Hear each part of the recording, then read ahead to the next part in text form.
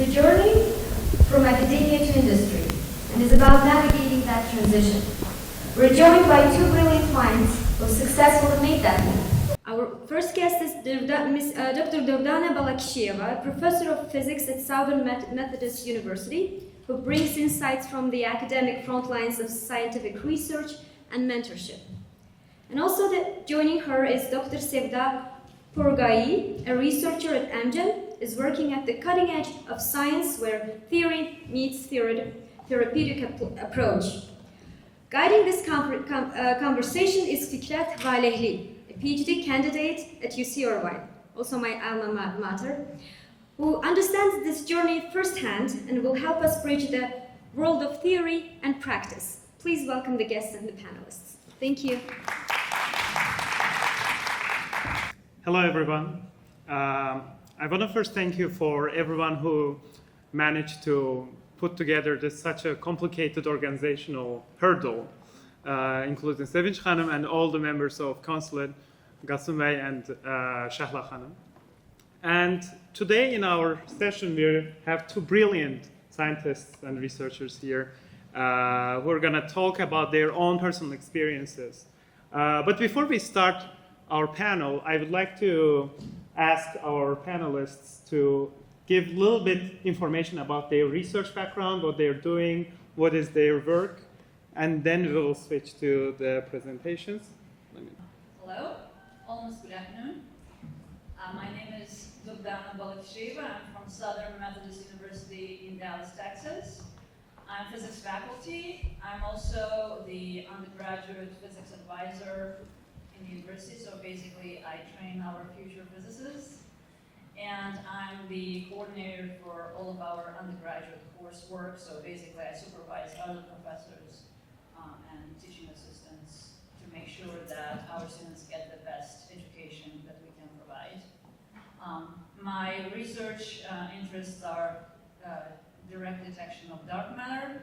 I used to collaborate with Super CDMS collaboration, and I have my own personally designed experiment at Fermilab called Solid Xenon.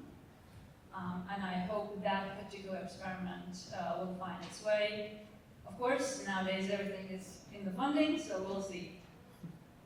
Hello everyone, it's an absolute pleasure and honor to be here. My name is Sevda Pouraghaei. I did my PhD in biomedical engineering in Iran, Tehran Polytechnic University. I'm originally from Tabriz. While doing my PhD, I decided to apply for visiting graduate research positions in the US, and I got my first research position. It was a short-term, like 6 months, research position at the Baylor College of Medicine in Houston. But that was honestly too short, so I decided to apply for another research position, and I got this visiting graduate research position at UCLA, where I did research for 3 years. I basically focused on doing tissue engineering at UCLA Dental School, and after that I decided to transition to industry. Now I'm a scientist at Amgen. If you're familiar, it's a biotechnology company. And it's been like a little over 3 years that I've been working there, and my main focus is on cardiometabolic disorders. Under the shadow of such impressive careers, let me very quickly give also who I am. So I'm right now doing my PhD in economics at UC Irvine. I started my academic journey in Turkey at Berkeley University. I did economics bachelor there. Later I moved to Europe to Toulouse School of Economics. There I finished master's in theoretical economics. And right now, my research focus is asking basically why firms and farms don't get big. I'm researching about productivity misallocation and how we can achieve best market environment so that firms and farms can get big and productive, especially in developing countries. Without further ado, I would like to move to the presentations. Durdana Hanım, please, stage is yours. You probably will remark that I will be talking about advantages and disadvantages. We are inherently biased when we are asking a question based on our own personal education, and then AI that is trained to basically make you happy, literally, gives you answer that you will be happy about. Now, if you don't know the fundamentals of a specific science, you will not realize that the answer you're getting is wrong. Now, it gets even worse. If you are asking a question about a topic you're absolutely clueless about, the way you're asking it is based on a bias that somebody basically gave you this idea. So you're introducing a bias into that question. Then the AI also has its own inherent bias based on who trained that AI. So it becomes bias upon bias. Now, if you debate with AI and say, I don't like your answer because I think such and such, AI instantly changes and gives you the answer to implement your personal preference, and now it knows what you like. And every single answer that it will be giving after you, no matter what kind of question you're asking, will be based on that bias. It learns. It knows you. So you are not getting an objective answer to the question you're asking. You're getting the answer you will like. So what we always taught from the first day in physics class was to be objective and to ask questions and not to assume when somebody gives you information. Take only what you were given and don't make assumptions. All right, so you probably will remark that I will be talking about advantages and disadvantages of our transition into AI world. And a lot of good that was said about AI, I probably will skip considering why waste time. But one thing we have to keep in mind, there are many competing systems right now, like ChatGPT, Gemini, DeepSeek, and by the way, Chinese are doing quite well on this frontier, and we have to be mindful of that, as well as realizing the downfalls of our own systems. Now, this omnipresent system will take over if we don't watch out, and that's why I think physicists must be at the front of this movement, not only in terms of integration, but also in terms of watching out, driving the new legislations and safety guards. Now, people already talked about how AI can recognize the patterns, how can it optimize our work, how can it streamline certain mundane tasks. But at the same time, also mentioning that this will create sort of like even level for a lot of people across the globe, people who are living in developing countries. All they have to have is fast internet, and if they put money into that infrastructure, they may catch up to the rest of the world in terms of advances in technology. Now, that's a beautiful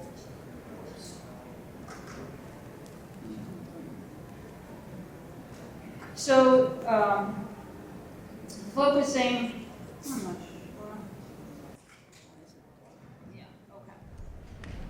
Now, we are going to basically try to integrate this into aerospace, material science, medical technology, finance, and general software development. But when it comes to using it specifically at national labs and certain banking systems, startups, etc., we have this very beautiful idea, almost like a dream, in what that will look like. Here's the thing. Yes, we can, for example, focus on creating these internship opportunities for young people to train. We can create these global conferences that can happen simultaneously in Japan, Europe, California, etc.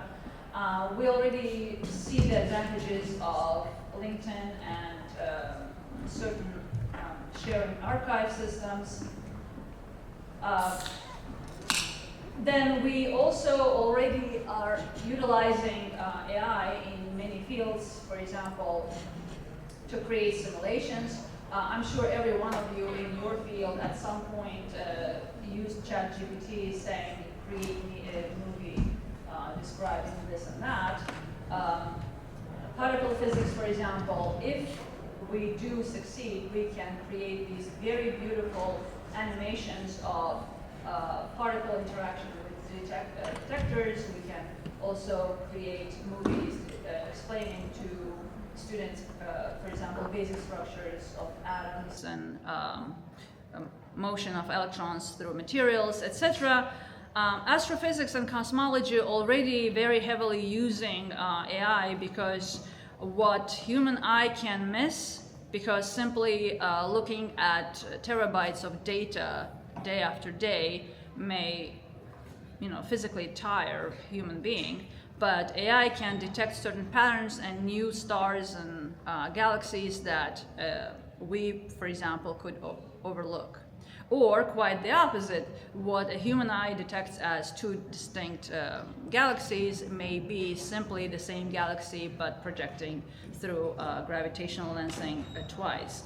So a lot of beautiful ideas are already currently implemented, but despite all these very useful tools that we can use in form of AI, our biggest current use of this system is to pick up on patterns, to correlate certain data sets that before we simply didn't have simultaneous access to.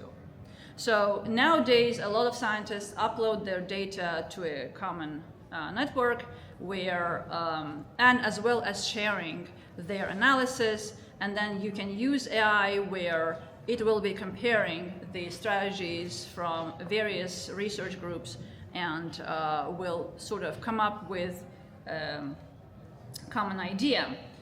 Now, the computational tools that are required to actually manage all of this forces our educational system to introduce our students to coding. Specifically, for example, in physics, we use a lot of Python much earlier. For example, if before it was something that only senior students would be exposed to, nowadays we are encouraging freshman students to take Python so that they come into our class already prepared. Now, quantum computing is probably the most popular and most commonly known nowadays, the leap in this area. Every physics student and engineering student that you ask what you want to work on, they say quantum computers. So there would be a very hard thing to do to navigate keep up with quantum computers without AI. And the only reason we are capable of doing so right now is because the quantum computing is at its infancy, literally.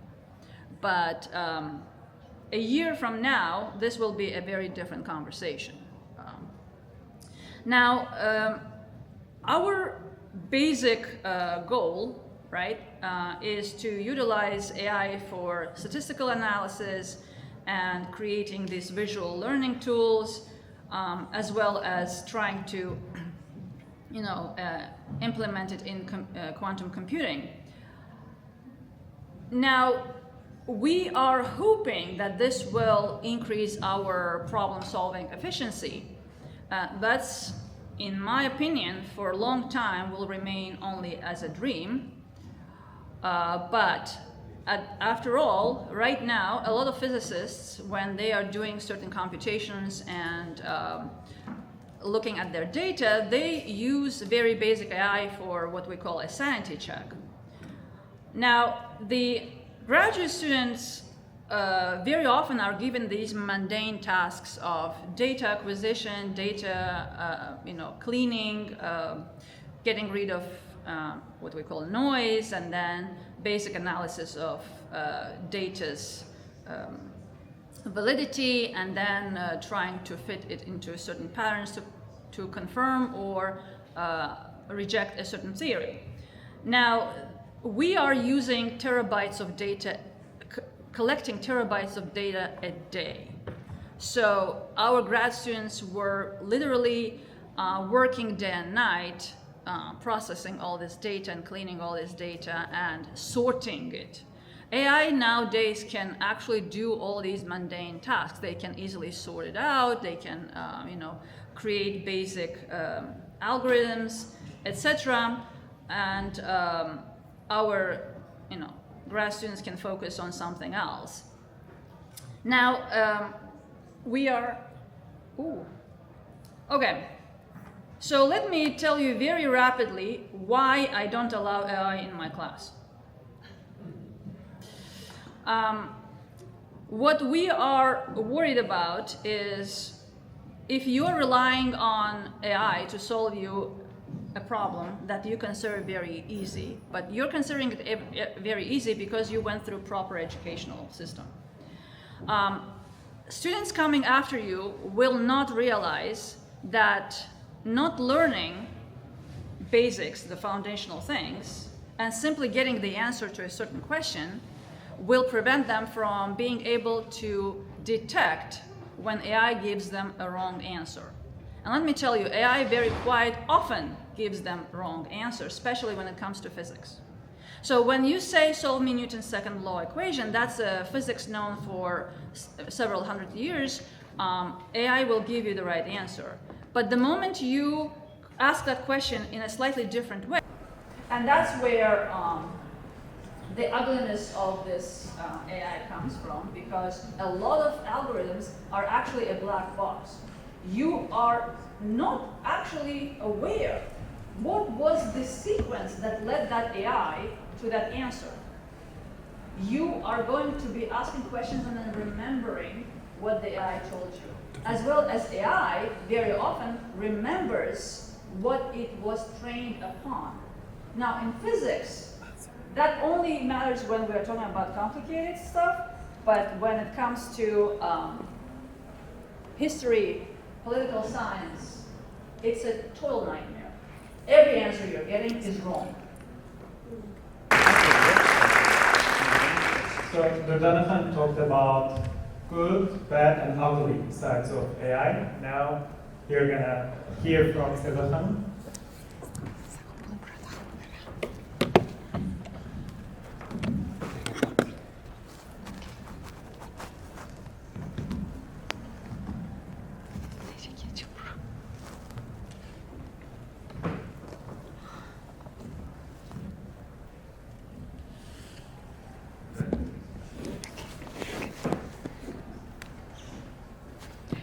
Hello again. It's an absolute pleasure to be here today, and I'd like to share with you a slightly different perspective and some reflections from my own personal journey as a scientist who have had the opportunity to work both in academia and industry.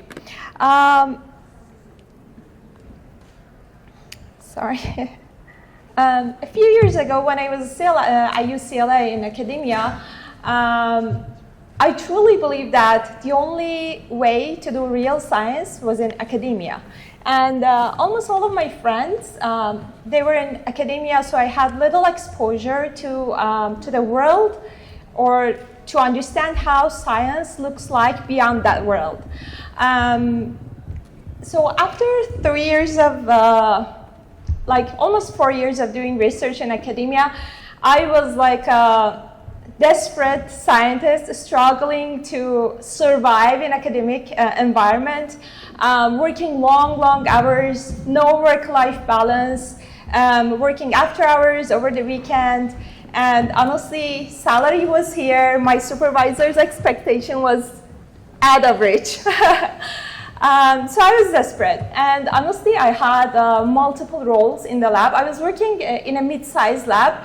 I had to always chase grants and secure grants because that's where my money was coming from, my salary was coming from. So I had to chase grants always.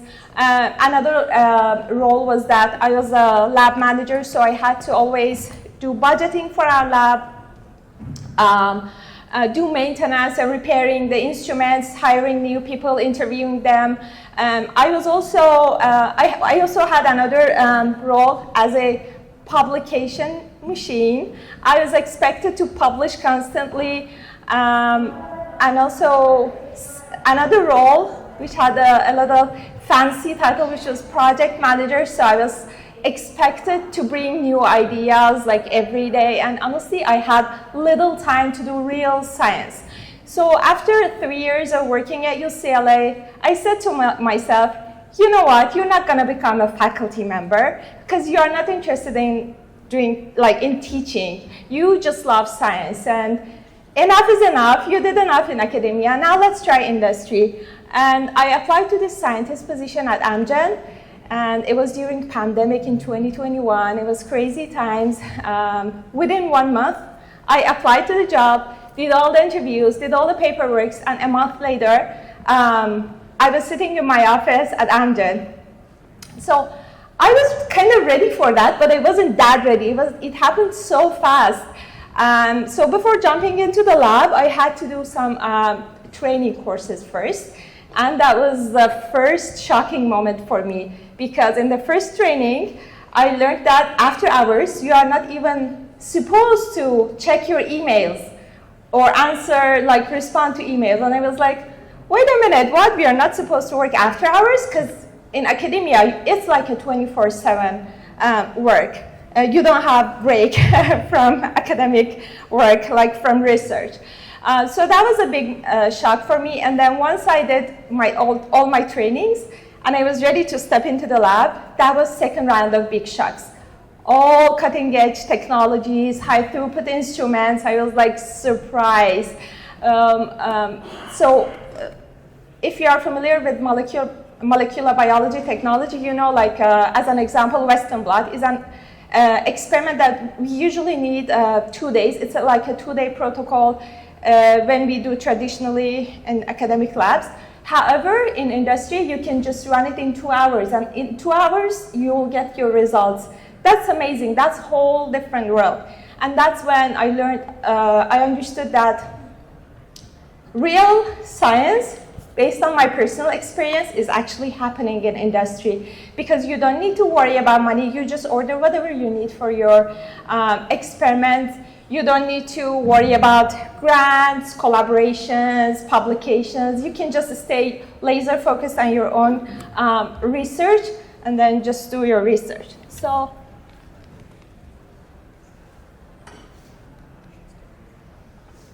it's not working? Ah, okay. So that's why I decided to talk about this.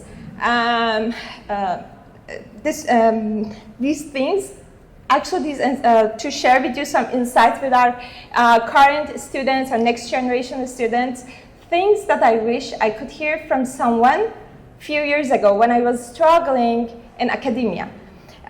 So why consider industry? First, competing priorities and academia limits time for research. As I said, I had to worry about maintenance of our instruments, hiring new people, publications, writing grants, budgeting, everything. And honestly, I had little time to do research. Innovation and real-world application. Again, for the very same reason, we really didn't have much time to care about real-world problems, because we were just trying to survive and to keep our lab up and running. So we needed to have grants, we needed to have ideas. We were a little far from real-world applications. And financial security and benefits. So when I was in academia, I thought salary was here, expectation was there. I'm not saying that in industry salary is here. No, salary is here, but also expectation is there. So you earn as much as you work. And that's real. And then access to resources and cutting edge technology, which is, I already discussed about it. Career growth and diverse career paths. There are so many, when you're in a company, you have easy access to different departments, and you can just set a lunch meeting or coffee break with someone from another department and learn about what they're exactly doing. But in academia, I think we are so secluded in what we are just doing in R&D. And also there are some rotation programs that you can participate and learn about, gain new skills about totally different thing, like corporate affairs, finance, project management, whatever you're interested in. So there's these kinds of opportunities. Work-life balance. These data are based on a survey published in Nature journal in 2021 that 64% of industry researchers reported career satisfaction versus 42% in academia. And that's very true based on my personal experience. And my husband is here. He knows that I never had a break from my work when I was in academia. But now, after 5 p.m., my life starts. Now I have time for my piano lessons, for my dance classes, for my orchid classes. Back then, I was so tired all the time, and I didn't really have time for anything other than just writing papers and chasing grants. Collaboration and interdisciplinary teamwork.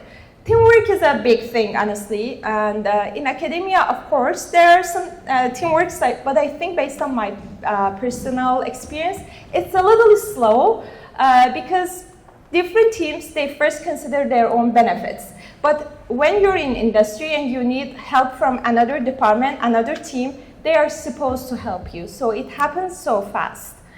And professional development, training, and leadership programs. So as I said, there are so many opportunities in the industry.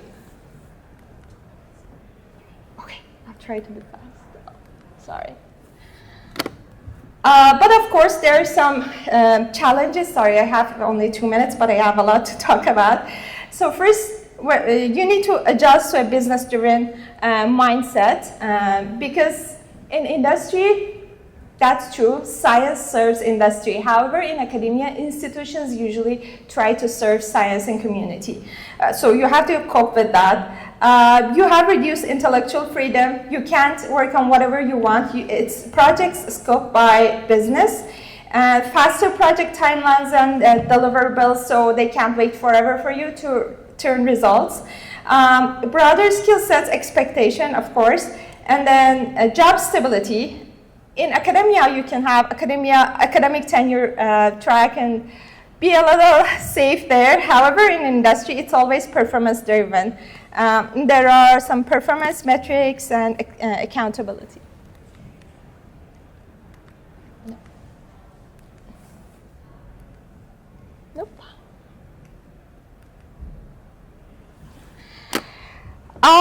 So, final thoughts. Transition to industry means redefining success. If you are interested in doing science, there are so many ways. You don't need to only do it in academia. Industry also offers exciting opportunities, but also requires a mindset shift. With preparation and openness to growth, it can be a highly rewarding path. And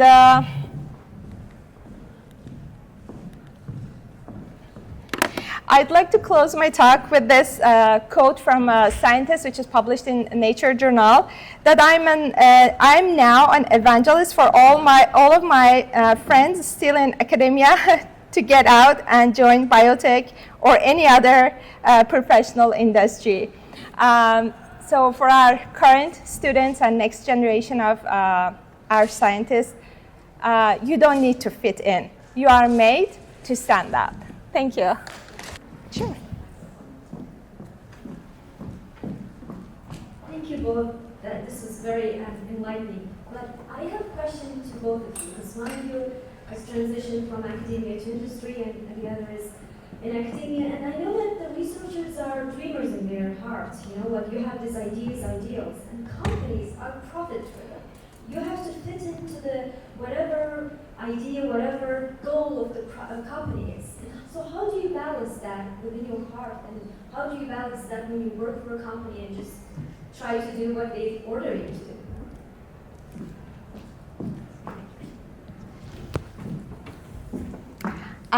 Thank you for the question. That's very important, honestly. So you need to be very clear and understand job duties when you are applying for the job. Ask the hiring manager their expectation, their goals, what is project really about. You know, as a scientist, not every 2 days in my life is the same. I'm doing completely different job every day. Why? Because I am in discovery, early discovery phase. So it's pure science. However, I don't have any postdoc experience. However, I have another friend. She has years of postdoc experiences, and she is also a senior scientist at Amgen. She's doing very routine job, very boring, no science. And the reason is she applied for the wrong job. She didn't understand the job responsibilities, the job itself, the project. She just wanted to get out of academia because salary was here, expectation was there, and she was just looking for a. I don't know, she was chasing, maybe she was just chasing money or whatever, but she is in a wrong position. So if you know what you exactly want, then you can find appropriate position aligning with your own goals and dreams. Of course, the projects are scoped with business, but you can find scopes that aligns with your dreams in industry. There are no other questions. I will move to the next presentation. I know that lunch is looming in the future, so I don't want to keep you here too long, so I'll be very brief. My presentation is going to be about research for your own good. Name of this panel, name of this session is Research for Common Good. So, but here I want to take more individualistic approach and show why research is good for your own good, especially at this age. So this presentation will have, basically what I do is, based on my own experience about research, I put 3 main reasons why I think research is doing research, more academic, rigorous research, and the potential doing PhD is more important than ever, potentially, at this age. The first reason is about rise of intangibles, which I'll go and explain what's intangibles. The second reason is, of course, the rise of AI, and the third reason is more like our moral view. So let me start this rise of intangibles. Here in the picture, you can see airports. It's a physical capital. What do I mean by physical capital is that you can see there are billboards there are like infrastructure, there are material, tangible infrastructure. However, in that picture, there is also intangible capital that you don't see. What is intangible capital? Intangible capital would be the software system that navigates the travelers to their exits, to their airplanes. Software system would be the algorithms that effectively, efficiently assign each airplane to a slot so that airplane system is working also smoothly. And that is the real value behind this airport. Without those software systems, without those intangible capitals, the role of this tangible capital is basically trivial. And in fact, you can see that starting from 1970s, share of intangible capitals in the economy, in the economic value, has increased to approximately 70%, meaning that right now the GDP you see of the United States and many other developed countries, 70% of it is existing as an idea. It's intangible. It's not the capital. It's not the building. Why this is important, and how does it relate to research? Well, it's important because what produces this intangible capital is research. So in this economy, where 70% of the economy is intangibles, if you want to earn some money, you got to start producing that intangible capital. You got to join that train. And to join that train, the best thing to do is to develop your research abilities and skills. Of course, there's so much value in entrepreneurial activities, which organize all this knowledge. But to create this capital, ultimately what you need is the knowledge. And this knowledge can only be produced through research, more rigorous framework, spending a lot of hours, and but eventually you create a capital that is quite valuable in this economy. The second reason here is rise of AI, and I think doesn't matter if you like it, if you don't like it. I mean, the truth is that it is coming after many of our white-collar jobs. Even though I have blue collar today to protect myself, here these are just news headings that I collected yesterday from New York Times, Oxford Economics, and Business Insider. But like you can find it in every news almost that new college students right now are having very hard time to get jobs. New college students are 50% less likely than average worker to start a job. And we don't exactly know why. Maybe it's tariffs, but most probably it is because of these generative AI systems like ChatGPT. These AI systems now are able to basically replace mundane, routine, white-collar analytical jobs. And it is expected that in near future, once companies learn how to really substitute our labor with AI, they will go after even medium-level analytical jobs. Therefore, and what to do here? And what is the correct approach from our side? And the answer is, again, research. Because what research does is that research does not replicate, but research on top of replication is pushing the boundaries of our knowledge. AI, language models, they're using existing data and they're not creating something new. They're giving you correlations. But research work requires a lot of creative skills, very high-end analytical skills that are probably, but again, we use the caution word probably here, probably will not be replaced by AI in the near future, like the next 20 years. So for 20 years, research, at least for 20 years, probably going to be a good avenue to still have a value as an individual worker in a knowledge-based economy. And the very last reason is common good. And I will tell,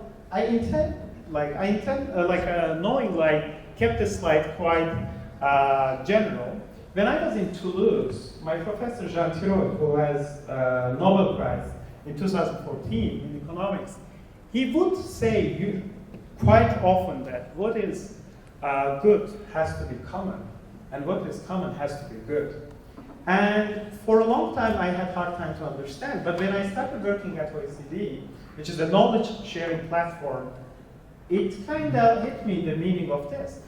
So we're living in a society where there are a lot of social problems we're facing, starting from homelessness to crime rates, up to climate change.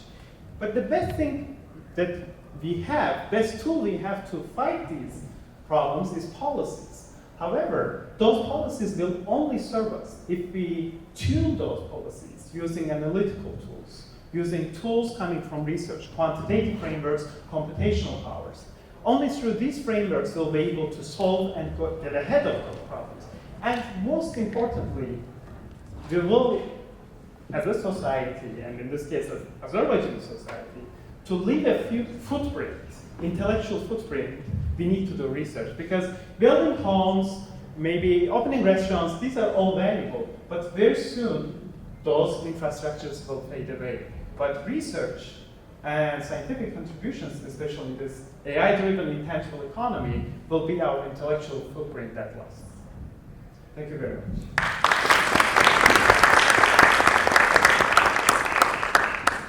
Now, if there are any questions, now it's time to ask, because I believe we still have a couple of minutes, no? Oh, you do, but there's someone also. You can go first. Yeah. Yeah, I know, I don't want to talk too much, but many people, there's a lot of buzz about AI, obviously, and many scholars and researchers are equalizing it to revolution, and some people call it evolution. Do you think it's really going to transform our future as industrial revolution did? Like people will have to find different jobs and to completely pivot their own purpose? Or do you think this is a natural way of development, human development?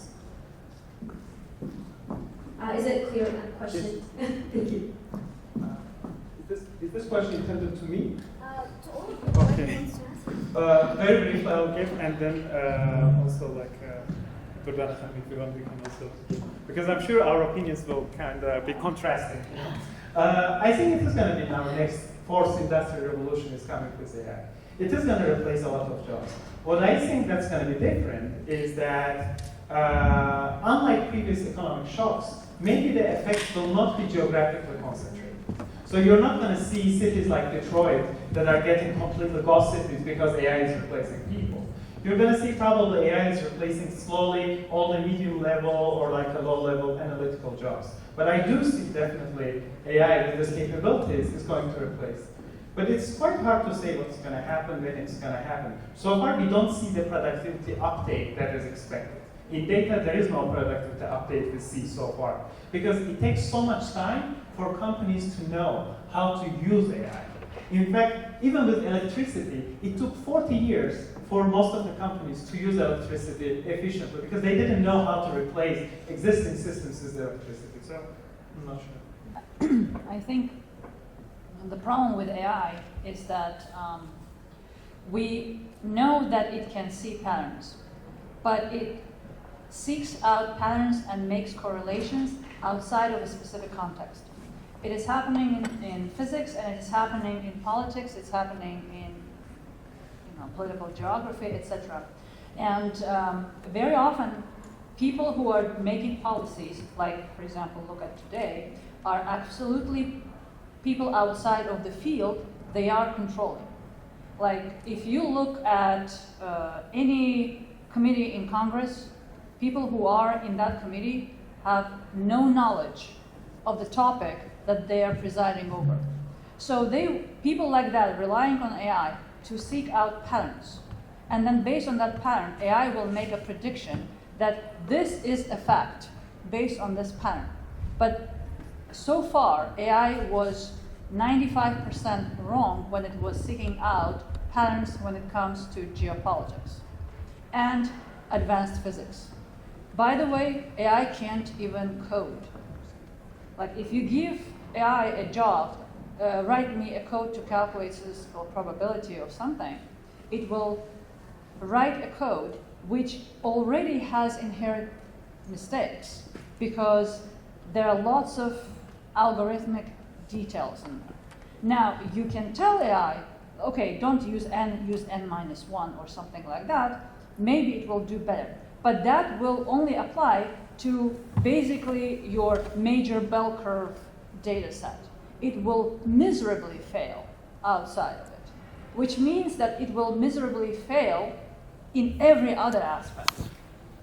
You see? So we are in danger of giving AI too much credence when people who are training it have their own personal hidden agenda. You see?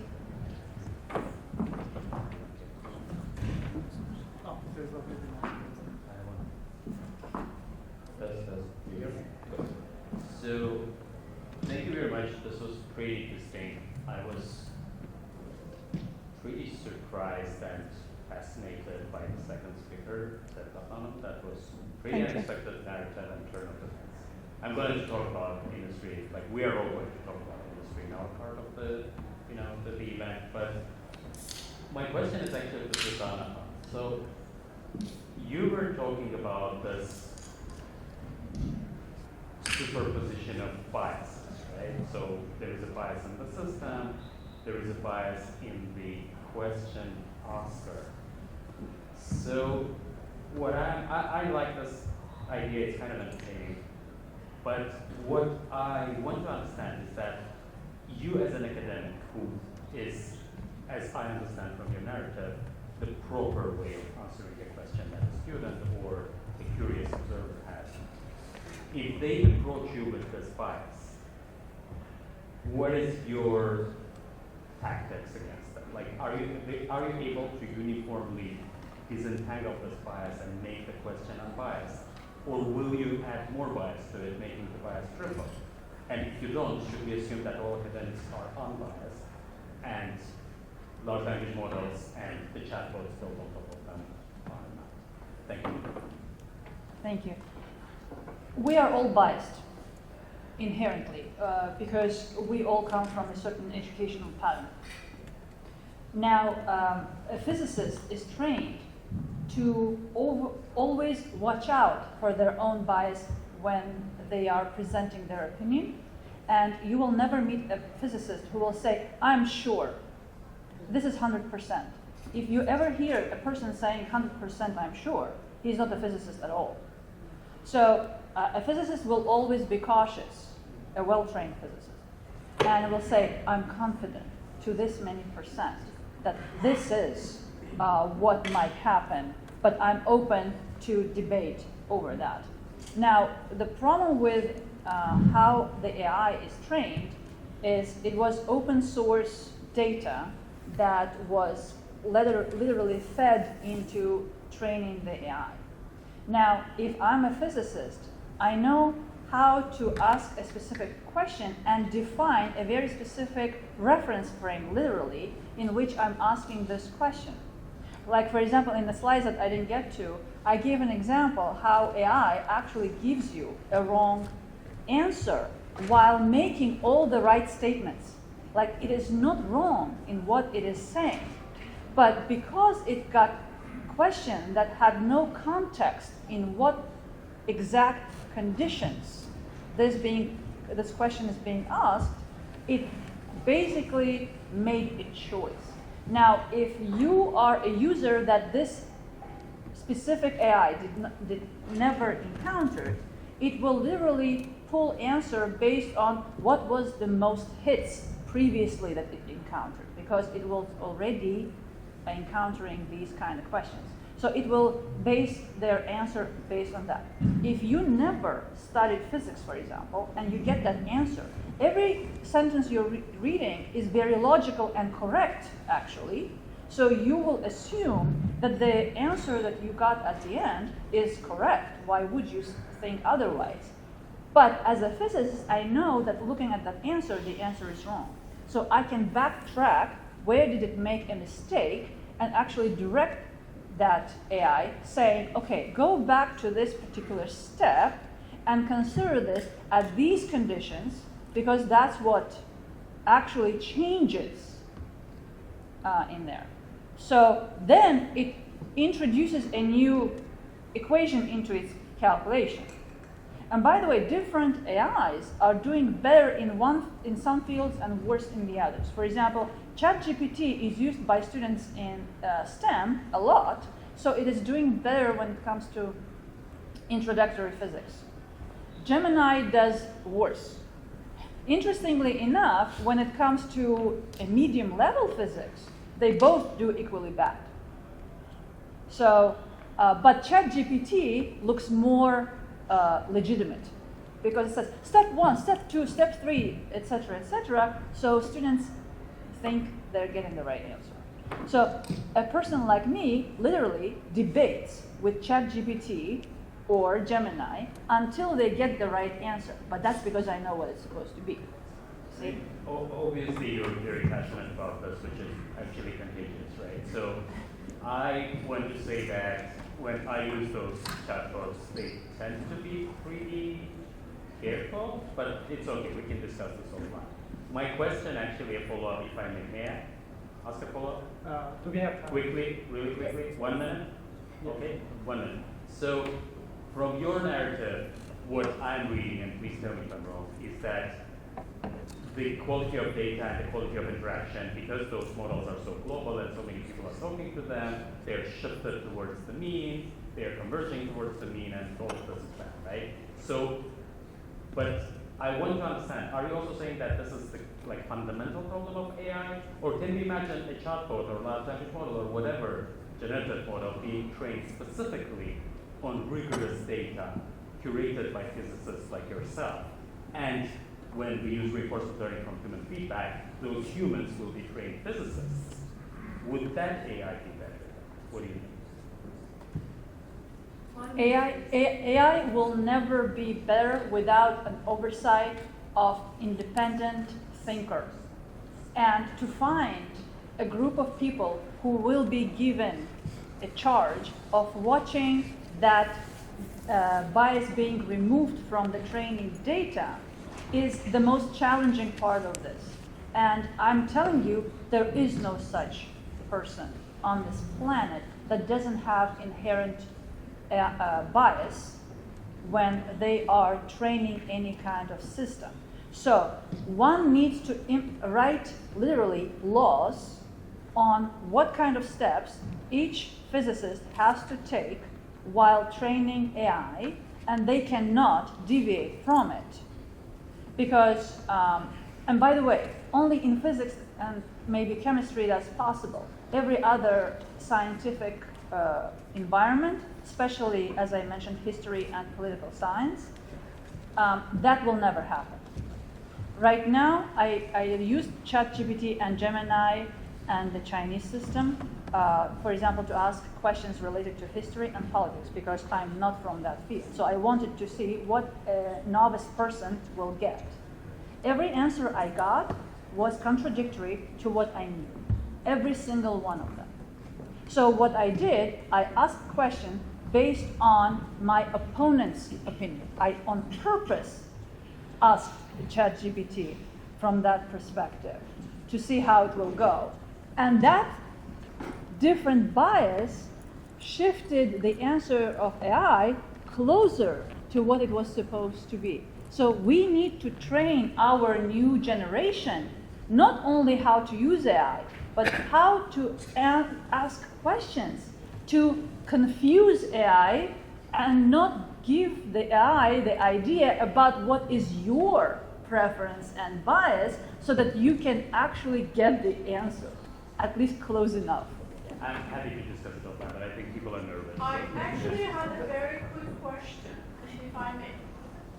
So here now it's not under my control. So I don't need to be the police, but I have to police. I'm so sorry. we can discuss this